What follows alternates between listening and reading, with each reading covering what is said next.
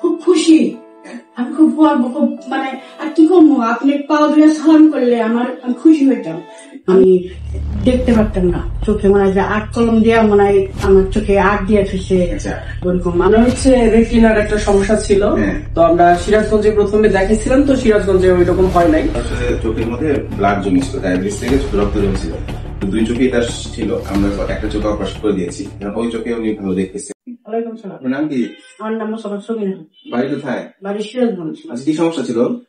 Sir আমার চোখে মানে আমি দেখতাম কুয়ার মতন দেখতাম, আর চোখে মনে হয় যে আট কলম দেওয়া মনে হয় আমার চোখে আট দিয়ে ফেসে ওরকম। আমি দেখতে পারতাম না।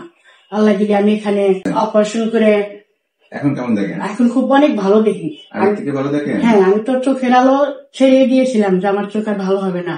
আচ্ছা, তবে এখন আরিফ স্যারের কাছে এসে আমার চোখ ভালো হয়ে গেছে। এখন ভালো দেখতে পাচ্ছেন? হ্যাঁ, ভালো দেখতে পাচ্ছি। আমি খুব খুশি। আপনার নাম কি? আমার নাম সোহাগ খন্দকার।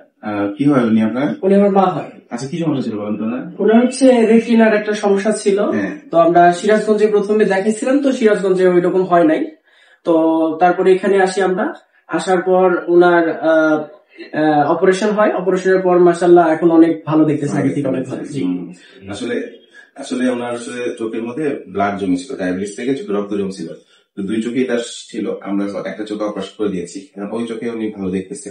আর একটা চোখে অপারেশন করা লাগবে, অর্ধেকটা আমরা করে ফেলেছি, তো আশা করা যায় ভালো দেখতে পারবে। তো ডায়াবেটিস হলে চোখের মধ্যে রক্তক্ষরণ হয়, এই জন্য ডায়াবেটিসটা কন্ট্রোল করতে হবে আপনাকে।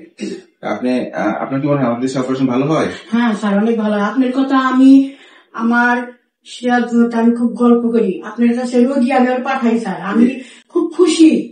আমি খুব মানে আর কি করবো, আপনি পাও ধরে সালাম করলে আমি খুশি হইতাম।